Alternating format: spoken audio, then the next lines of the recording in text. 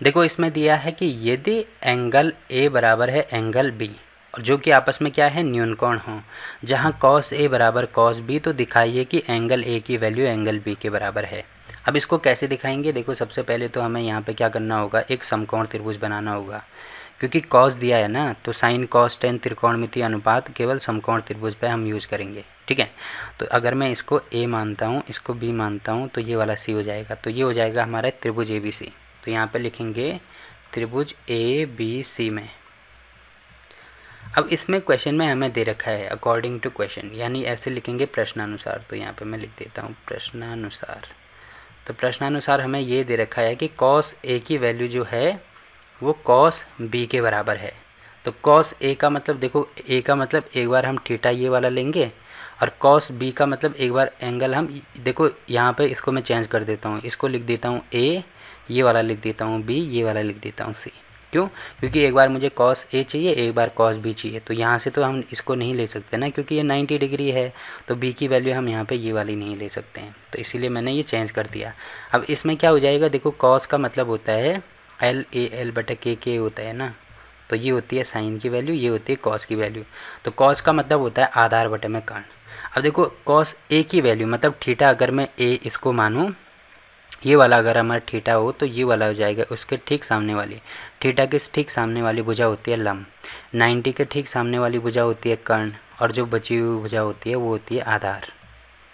तो cos A का मतलब अभी ये वाला ले रहे हैं ना, एंगल अभी ये वाला हमें लेना है, तो कॉस की वैल्यू होती है आधार बटे में कर्ण। तो देखो इसमें आधार कितना है, आधार भुजा ए सी है, तो यहाँ पे हो जाएगी भुजा ए सी, और बटे में कर्ण कितना है, कर्ण ए बी है, तो यहाँ पे भी हो जाएगा ए बी। ठीक है, बराबर।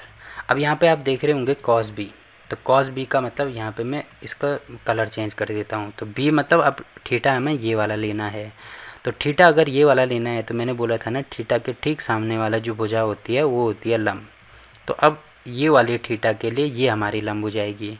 ठीक है, ये जो भुजा है ये तो कर्ण, क्योंकि 90 के सामने वाली भुजा कर्ण होती है, तो ये तो कर्ण ही रहेगी, और जो बची हुई भुजा ये वाली है ये हो जाएगी हमारी आधार। ठीक है, तो अब जो देखो जो कॉस बी है उसके लिए कॉस क्या होता है, आधार बटे में कर्ण, तो कॉस के लिए इस वाली थीटा के लिए आधार हो जाएगा ये वाला, तो आधार है इसमें बी सी, तो यहाँ पे मैं बी सी लिख देता हूँ। ठीक है, और कर्ण कितना है, जो था वैसे ही रहेगा, तो ये हो जाएगा ए बी। अब देखो अगर आपको यहाँ पे कन्फ्यूज़न हो रहा है, तो पहले मैं इसको मिटा के अलग से ही बना देता हूँ। ठीक है, दूसरा त्रिभुज में बना देता हूँ, जिससे कि आपको ये चीज़ें अच्छे से समझ में आ जाएंगी। तो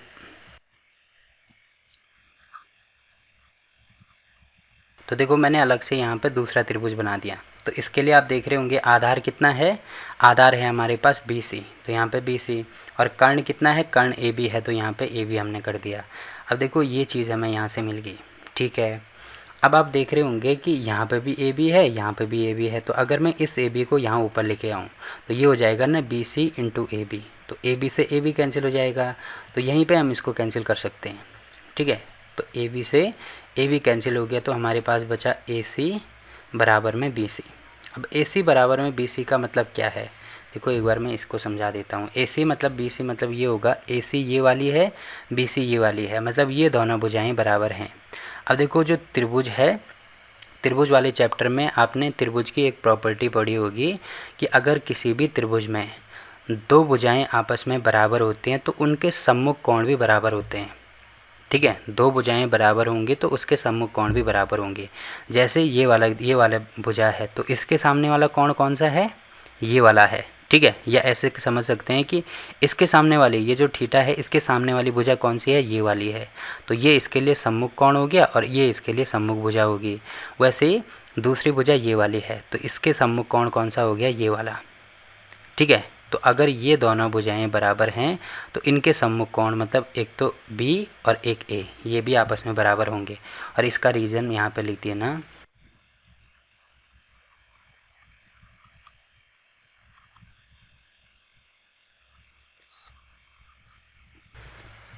रीज़न लिख दिए ना, देखो रीज़न मैंने यहाँ पे लिख दिया कि किसी भी त्रिभुज की यदि दो भुजाएं बराबर होती हैं तो उनके सम्मुख कोण भी बराबर होंगे।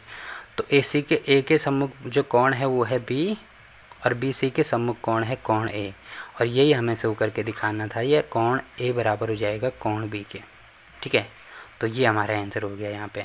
अब देखो ये वाला क्वेश्चन तो यहाँ पे कंप्लीट हो गया, और क्लास 10th के सभी चैप्टर की वीडियो आपको नीचे डिस्क्रिप्शन में मिल जाएगी, तो वहाँ पे जाके वहाँ पे मैंने हर चैप्टर की अलग से प्लेलिस्ट बना रखी है। तो कोई सा भी क्वेश्चन अगर आपके किसी भी चैप्टर में से समझ में नहीं आ रहा है तो वहाँ पे आके आप देख सकते हैं। ठीक, तो फिलहाल के लिए इस वीडियो में इतना ही। वीडियो अच्छा लगा तो वीडियो को लाइक कीजिए, शेयर कीजिए अपने दोस्तों के साथ, और चैनल को सब्सक्राइब करना ना भूलें। तो मिलते हैं आपसे एक और नई वीडियो में, तब तक के लिए बाय बाय।